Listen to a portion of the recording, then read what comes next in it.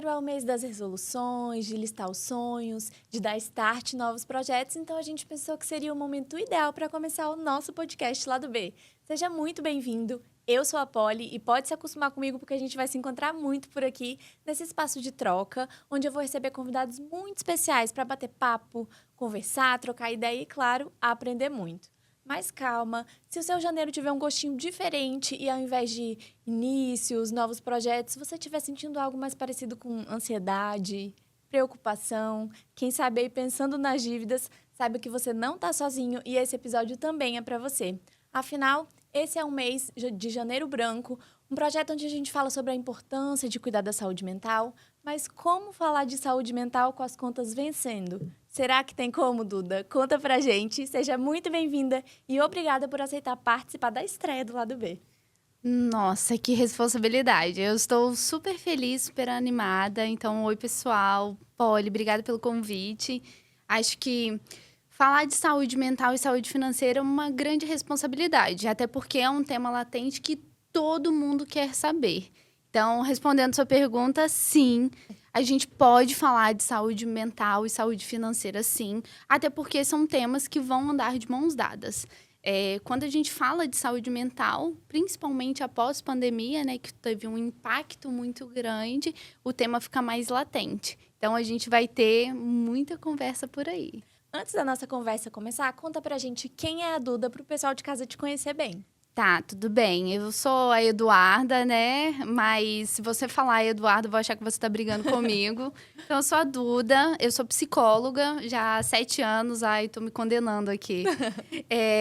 Eu tenho CRP ativo, eu tenho algumas pós-graduações, a última mais recente é em Psicologia Positiva e Coaching, e faço consultorias de psicologia financeira há alguns anos, né? Mais ou menos uns 3, 4 anos, que é justamente pra gente entender essa ligação, né? Saúde mental, saúde financeira, qual que é o impacto de uma na outra e vice-versa. Então você conhece bem as duas coisas que nós vamos conversar aqui hoje, né? Conheço e entendo bastante um pouco sobre o impacto de uma na outra. Vamos começar falando o que é o Janeiro Branco e por que é importante falar de saúde mental agora, no começo do ano, em janeiro. Certo. O Janeiro Branco surgiu com um conterrâneo, um psicólogo mineiro, Leonardo Abraão. E desde 2014 esse movimento existe e ele vem ganhando muito espaço, né? Primeiro, para a gente falar sobre a conscientização da saúde mental. Primeira dica, a gente não precisa esperar Janeiro Branco para falar sobre saúde mental. E por que o janeiro? Porque todo mundo tem aquela ideia de que janeiro vai ser diferente, eu vou mudar os hábitos, eu vou fazer planejamento, eu vou revisitar os meus sonhos e os meus planos. Então, essa também é uma característica de janeiro branco, né? A gente fazer essa repescagem, entender o que eu quero, como vai ser o meu ano, quais são os meus planos, quais hábitos eu quero mudar e quais hábitos eu quero implementar na minha vida. A saúde mental é um tema que, ainda bem, vem sido mais discutido agora, né? Durante muito tempo a gente não conversava sobre isso, mas agora a gente vê mais conteúdos, a gente conversa mais sobre a importância disso. Isso é muito bom, mas o que pode acontecer é que às vezes a gente ouve falar, mas não entende muito, não sabe exatamente. Então, assim, o que é a saúde mental? Será que é nunca ficar estressada, nunca ficar preocupada? A ausência de um diagnóstico? O que significa ter saúde mental na prática? Bom, a gente tem diversos tabus acerca da saúde mental. E uma delas é entender e acreditar que a saúde mental é a ausência de doenças como um todo. Então, é não ter um diagnóstico de ansiedade, por exemplo. Então, se eu não fui diagnosticado, minha saúde mental está intacta. Na verdade, o significado ele vai muito além disso, de um diagnóstico, por exemplo. A saúde mental está muito correlacionada em como você vai lidar com as adversidades no dia a dia. Porque, assim, a gente entende que problemas todo mundo tem. Claro. Dificuldades também. Então, assim, como você lida com esses seus problemas? Todo e qualquer problema te paralisa ou você consegue se desenvolver bem? Você consegue parar, entender, respirar, manter o equilíbrio e ter um plano de ação. E aí também entra muita resiliência. Então, saúde mental ela tem um significado muito mais amplo. Muito bom. Você estava conversando comigo e você me disse que a saúde mental e a saúde financeira, elas andam de mãos dadas, né? E aí, a gente quer saber que impacto é esse? Por que que o dinheiro que a gente recebe, a nossa vida financeira, interfere nas nossas emoções? Ai, essa é a pergunta de milhões, hein? Sim, elas andam muito de mão dadas e a gente precisa entender que, principalmente pós-pandemia, a saúde mental e a saúde financeira, ela ficou muito em evidência para as pessoas, né? A gente passou por um processo de sofrimento psicológico muito grande e o impacto financeiro também. Então, a partir disso, as pessoas começaram a entender que é uma via de mão dupla. Da mesma forma que se eu estiver em sofrimento psicológico, afeta as minhas decisões financeiras. Então, por exemplo, se eu estou muito ansiosa, e uma forma de reduzir a ansiedade é comprando. Afinal, eu trabalho o mês inteiro, então eu mereço. Perigoso, hein? Perigosíssimo. Então, se sempre que você está ansiosa, você desconta comprando algo, isso já é uma grande questão. E da mesma forma acontece da saúde financeira na saúde mental. Então, por exemplo, como você pensa, né, em manter a saúde mental se você não tem certeza se você vai conseguir quitar as dívidas no final do mês? Então, gera muito sofrimento, frustração, preocupação, ansiedade. Será que vai dar certo? Então, assim, entender que um impacta o outro, começar a ter um autoconhecimento de quais são os gatilhos mentais que me levam ao consumo, né? Quando eu compro, eu consigo comprar o que eu realmente preciso ou eu compro um pouco mais? Quando eu compro, eu sempre uso aquela justificativa do eu mereço ou eu posso. E ter esse autoconhecimento também com as finanças. Porque muitas das vezes a gente pensa, né? Ai, vou pagar isso, vou pagar aquilo. E se você esquece, e aí no final do mês aquela conta volta para você. E aí você fala, ai, fui pego desprevenido, eu esqueci. Colocar tudo no mental é muito difícil. Então, esse autoconhecimento, entender que uma área impacta a outra, vai fazer toda a diferença na sua vida. Por isso que é tão importante se organizar financeiramente, porque a gente às vezes merece algumas coisas sim, mas a gente precisa se preparar para isso, né? Exato. A grande questão é que não é você, não é você, não somos só nós. O ser humano é imediatista. Então, eu quero agora. O fato de ter que esperar exige-se muito de mim. Então, a gente vive geração que ou é uma geração que tem aquela perspectiva de poxa, agora que eu trabalho eu não posso dar isso para os meus filhos, ou é aquela geração de nossa, mas meu pai me deu tudo, então eu posso ter tudo. O tudo é muito forte e o imediatismo também, e isso acaba influenciando muito essa parte do endividamento e a parte também da saúde mental, né, que acaba sofrendo bastante com isso. E aí eu vou aproveitar que você falou disso. Nós vimos um dado que mais de 70% das famílias brasileiras estão lidando com dívidas. Qual é o impacto do endividamento na saúde mental de alguém? É enorme, né, Polly? Porque eu fico usando... Eu sempre brinco, né, durante as minhas consultorias, por exemplo, de psicologia financeira, de que ninguém acorda hoje e fala, ai, que vontade de entrar na lista do Serasa. Não é Não assim, né? queremos.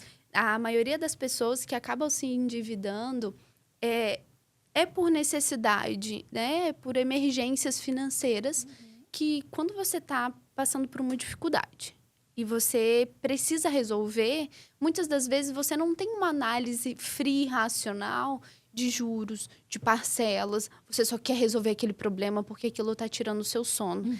Tem uma pesquisa do SPC que fala que, inclusive, que 8 a cada 10 inadimplentes sofrem com questões emocionais. Então, assim, esse é um número muito alto e é um número muito impactante pra gente, né? Nossa, é verdade.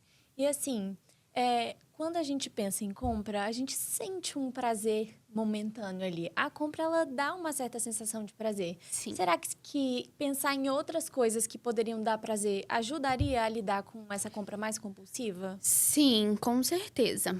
Porque eu trabalho muito com psicologia positiva, né? E a premissa da psicologia positiva, basicamente, é que tudo que ganha atenção ganha força. Então, se você vai focar no seu problema, a possibilidade daquele problema tomar conta da sua vida, ele vai aumentar. né? Então, por exemplo, se eu já associei a minha felicidade a coisas ou a pessoas, a possibilidade de você só se sentir feliz tendo aquela coisa, sabe? Aquilo que você pega, algo palpável, é muito grande. E isso muitas das vezes acaba sendo uma armadilha. Porque você está passando por um processo de dificuldade financeira. E você é feliz quando você come uma pizza, quando você toma um chopp, quando você compra uma blusinha nova, uma bolsa. Olha como que você está condicionando a sua felicidade. Eu entendo que a felicidade, ela não é... O dinheiro não traz felicidade. Mas você entende que a falta dele também traz muita dificuldade? Claro. Então, é justamente por conta disso. Então, quando você tem esse impacto, as pessoas começam naquele looping, né? Que é o que a gente chama de corrida dos ratos. Eu compro, eu gasto. Eu compro, eu gasto. Sempre em busca de satisfação pessoal. Só que a raiz do problema, ela é mais embaixo. Então, muitas das vezes, a raiz é psicológica, né? Então, quando a gente para entender isso em análise, você começa a ver que aquilo ali você está tentando tapar um buraco com coisas, com compras, às vezes até mesmo com compulsão alimentar, com vícios e etc. Então, o problema ele acaba tomando uma proporção muito maior. E essas dívidas ou essa situação financeira que gera ansiedade, insegurança, afeta o nosso corpo de alguma forma? Porque a gente já viu que o bolso e a mente estão ligadas aí, mas a gente consegue de forma física perceber alguma diferença? Muito. Inclusive, o slogan do Janeiro Branco desse ano é: se a gente não cuida da mente, ela acaba com a gente. Nossa, forte. Muito. Eu achei sensacional.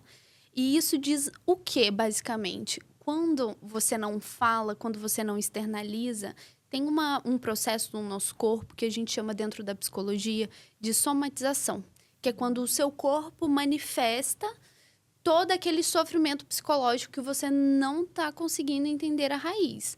Então, por exemplo, a mente, né? Quando você está passando por um estresse financeiro, você tem 8 vezes mais chances de desenvolver uma ansiedade, uma depressão. E isso também é um processo de somatização. Uhum. Isso também ocorre com questões de imunidade, por exemplo. Olha, baixar a imunidade. Baixa a imunidade. E você tem reações na pele, reações alérgicas. Então, isso tudo acontece por conta de reações do corpo e que muitas das vezes você vai no médico entender uma causa fisiológica e não tem nada exatamente que causa aquela reação no seu corpo. Nossa, verdade. E aí, quando você para entender, né? Por isso que eu disse lá no início sobre o autoconhecimento de como isso é importante. Se eu entendo os meus gatilhos mentais que me induzem ao consumo, se eu entendo as minhas finanças e eu vejo essa correlação, é hora de você pedir ajuda. Só que isso tem, muitas das vezes, um processo de vergonha, né? É muito difícil pedir ajuda, né? Muito a gente sente difícil. que incomoda. Exato. E a gente também passa por um processo de questionamento, né?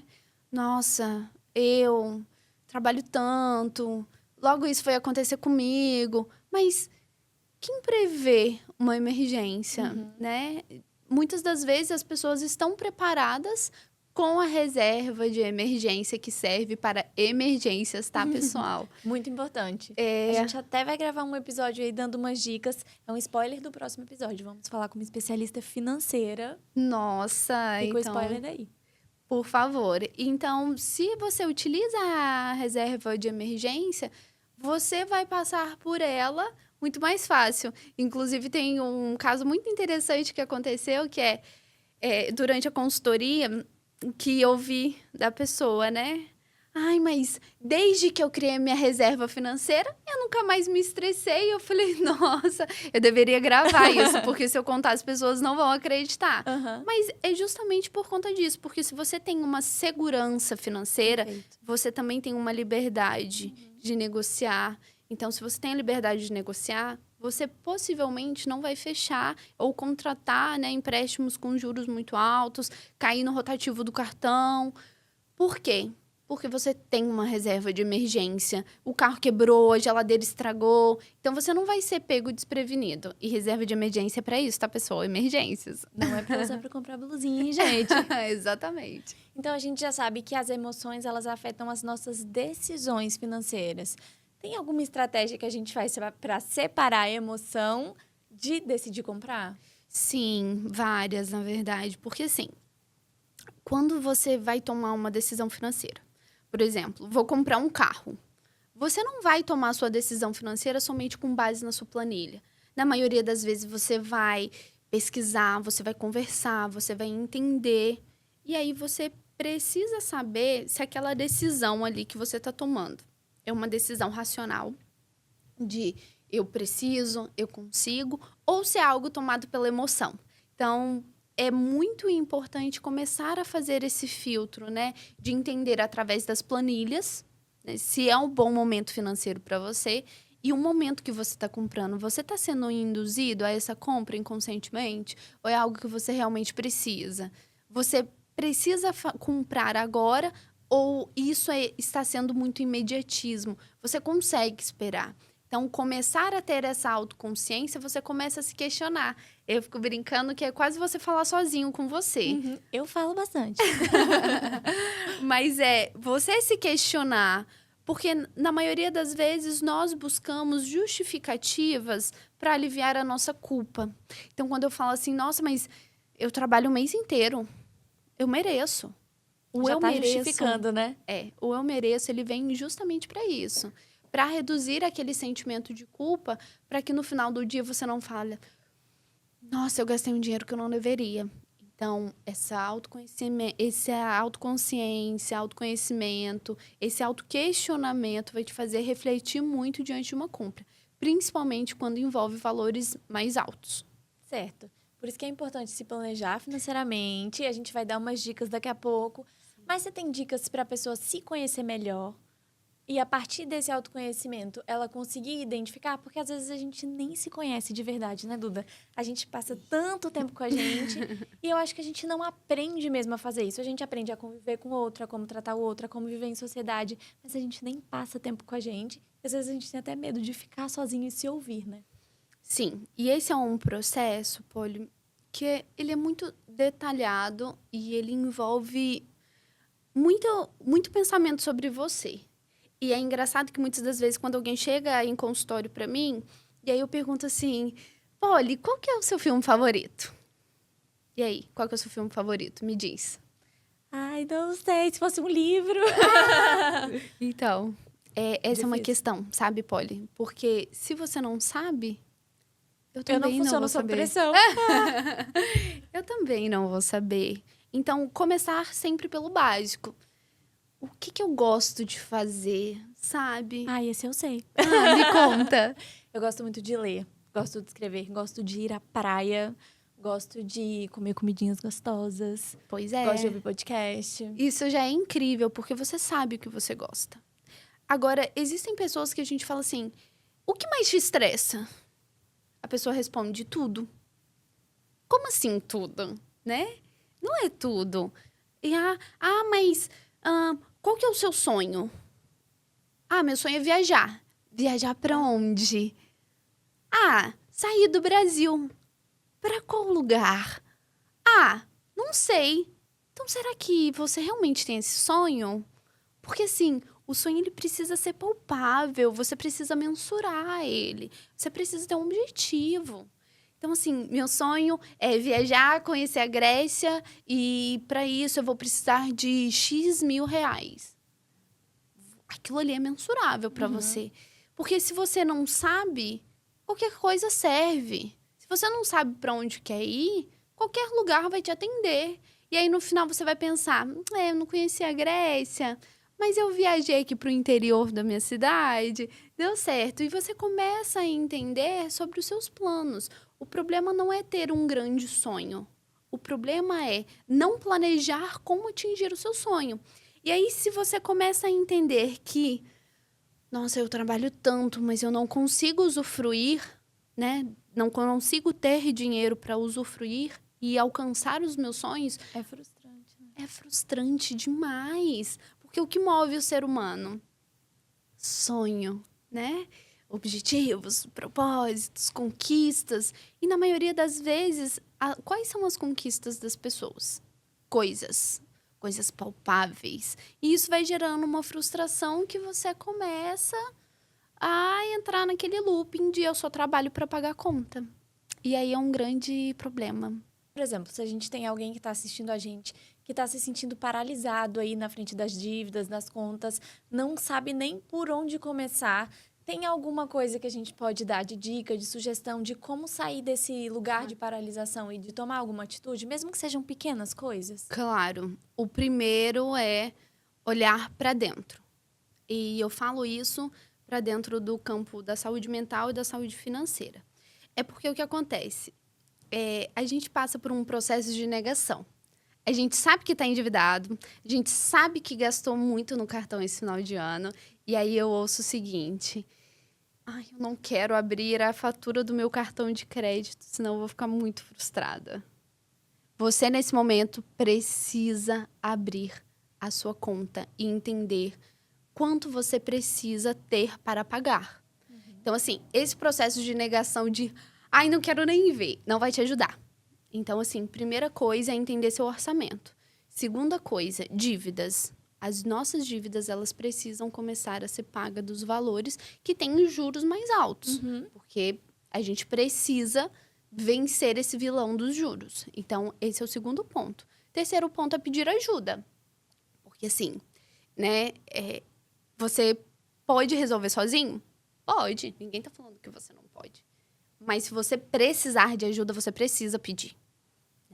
Essa é uma outra dica que passa por um processo mental de muito sofrimento para muitas pessoas. O fato de ter que se expor gera um grande sofrimento. Então, por favor, se entender, peça ajuda. E assim, a gente tem dificuldade de falar sobre dinheiro, ainda é um tabu. Dificilmente você chega numa roda de conversa e fala sobre dinheiro, sobre dificuldade. Acho que começar a falar sobre dinheiro é uma coisa que a gente precisa fazer. Estudar sobre isso, conversar sobre isso, é uma coisa que faz parte da nossa vida, que acontece com todo mundo. Todo mundo já precisou resolver alguma coisa ali, então começar a conversar, criar essa coragem de falar, olha, alguém pode me dar uma sugestão, uma dica, alguém pode me indicar um freela porque eu tô precisando de mais dinheiro esse mês, alguém pode me dar uma sugestão de renda extra? E aí é bom a gente começar a conversar sobre isso e quebrar esse tabu de que falar de dinheiro é vergonhoso. E não é uma coisa que a gente precisa conversar. Sim, a gente precisa falar sobre isso e muitas das vezes, quando eu vou dar alguma palestra, e aí eu pego uma pessoa na palestra que tá assistindo ali para ser o alvo. E aí você vê o quanto o tabu de dinheiro é para aquela pessoa, quando você fala assim, quanto você ganha? Meu Deus, que falta de respeito. Como assim? Quer saber quanto eu ganho? Então, assim, a gente precisa quebrar alguns tabus. Inclusive, parabéns pela proposta do podcast, da gente falar sobre esse tema. Porque quando a gente fala sobre isso, a gente acaba quebrando esse tabu, né? As pessoas começam a entender que aquele medo que elas sentem não é só com ela. Claro. Que a dificuldade financeira que ela tá passando hoje não é só com ela, né? Que aquela ansiedade que ela sente, que ela desconta na compra, não é só com ela. Que quando ela tá triste, ela quer comer uma pizza. Não é só com ela. Só que as pessoas precisam entender a raiz disso. Porque quanto mais tempo você prolongar, mais tempo você não visitar, mais dificuldade você vai ter. Então, assim, e mais longe da solução, se você não conhece o problema. Exato. E aí a gente pensa, né? Mas como que eu vou pagar psicólogo se eu estou endividado? Essa também é uma grande questão. Claro. Hoje, as universidades, elas têm disponíveis atendimento psicológico gratuito. Ai, Duda, não é imediato? Sim, realmente. Hoje, a demanda que a gente tem, a gente realmente não consegue suprir toda a necessidade da nossa população. Mas se você nunca se cadastrar no banco para ser atendido, você realmente nunca vai ser chamado. Então, se você não se cadastra porque vai demorar muito, você nunca vai ser chamado. Tem que tomar a iniciativa, né? Tem que começar. E também existem várias plataformas com psicólogos que atendem por um valor muito mais barato, muito acessível. Tem consultas que custam R$ 30, que talvez a pessoa Sim. não consegue pagar o valor normal, Sim. né, do mercado, mas consegue, por exemplo, acessar uma dessas plataformas. Então, é muito importante buscar ajuda também nesse ponto, né? Sim. E quebrar aquele tabu que psicólogo é coisa de doido. Eu já ouvi muito isso, por favor. Não façam disso uma verdade pra vocês, tá?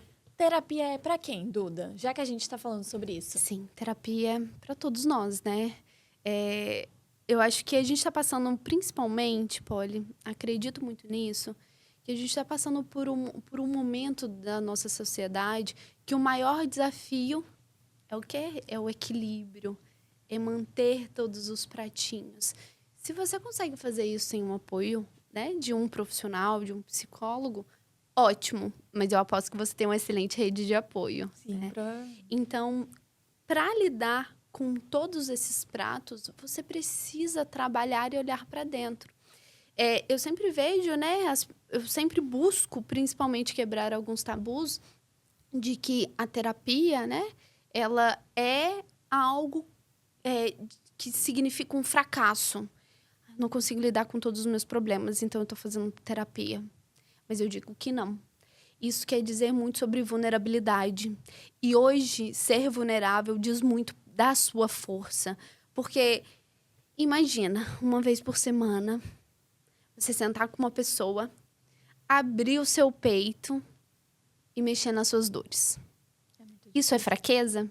Isso é muita coragem, né? Isso é Porque a gente coragem. acessa coisas dificílimas de Isso é lidar. força, isso é muita autoconsciência, muito autorresponsabilidade. E imagina fazer isso com finanças. Você olhar para suas finanças, abrir seu extrato, ver que você gastou muito, você se sentir frustrado porque você viu que talvez muito do que foi gasto ali naquele momento foi momentâneo e você se decepcionar com você mesmo. Mas, ao mesmo tempo, você volta.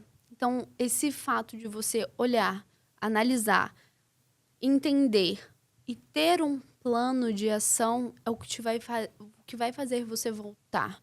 Então, isso não é uma fraqueza, né? Isso é uma força. Que dicas financeiras você pode trazer pra gente? Nós temos nossas seguidoras do lado B e a maioria delas são empreendedoras, elas são autônomas, elas são nail designers e muitas já conversaram com a gente, trocando ali, e elas falaram que elas têm dificuldade de se organizar financeiramente. Se tem alguém que assiste a gente que não sabe como começar, você tem dica prática pra dar pra gente? A primeira.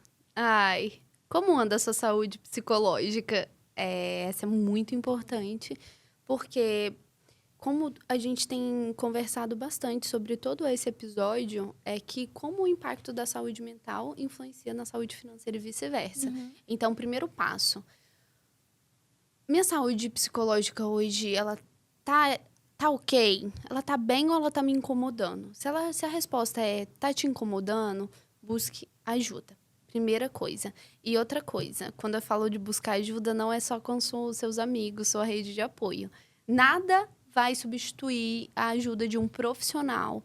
Porque uma coisa é uma coisa, outra coisa, né? Falando sobre enxergar e ter uma ideia, é muito bom fazer isso também quando você vai se organizar financeiramente. Escrever seus gastos, quanto você ganha, para você também ter um norte de por onde começar ali. Onde é que eu estou gastando? Sim. Para onde esse dinheiro está Sim. indo? De onde meu dinheiro vem? Isso também ajuda a gente a Isso é nortear.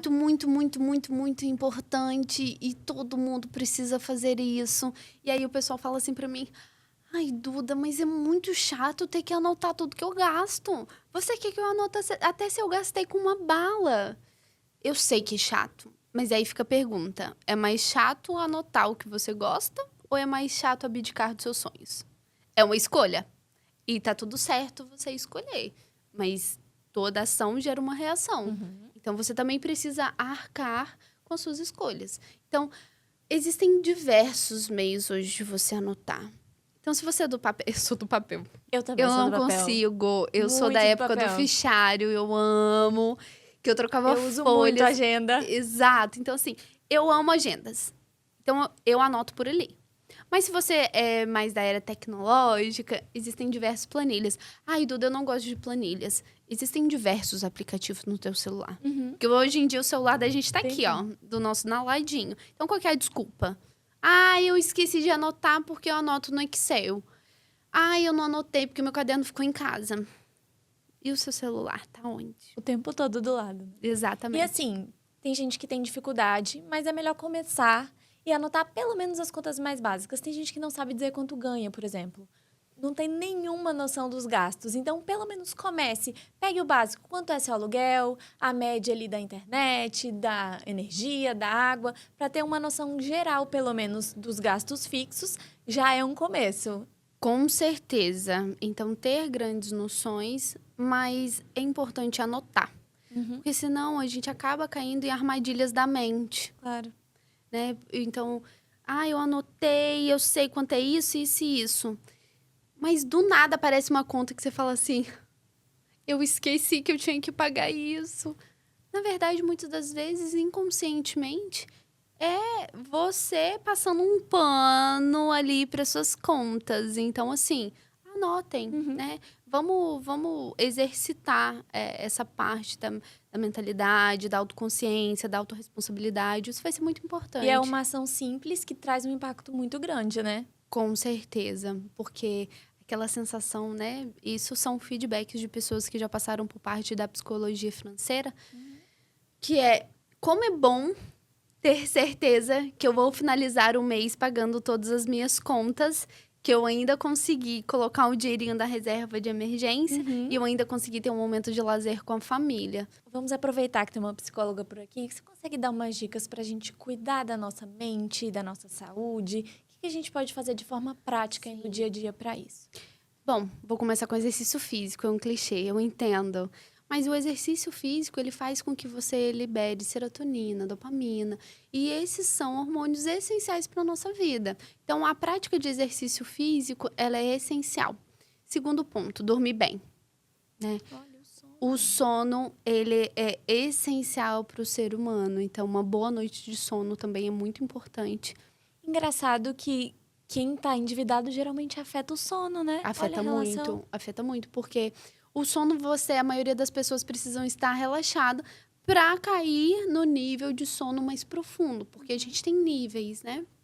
Então, se você acaba se tranquilizando e dormindo bem, você descansa. E se você não dormiu bem, sabe aquela sensação de quando você dorme e você fala, nossa, não dormi nada hoje, tô exausta. É porque você não chegou no sono, no nível de sono mais profundo. Então, isso também tem a ver. Uma boa noite de sono vai ajudar muito. Alimentação, uma boa alimentação também. E hoje, por diversos motivos, né? Por questão de você comer bem, você se sente satisfeito. E hoje, muitas das vezes, quando muitas pessoas não comem bem, comem porcaria, se sente mal, se sente culpado, enfim. Tem diversos fatores que vão influenciar. E buscar ajuda, né, Polly? Lembrando que a sua rede de apoio é muito importante, mas não substitui um profissional adequado para conseguir te ajudar.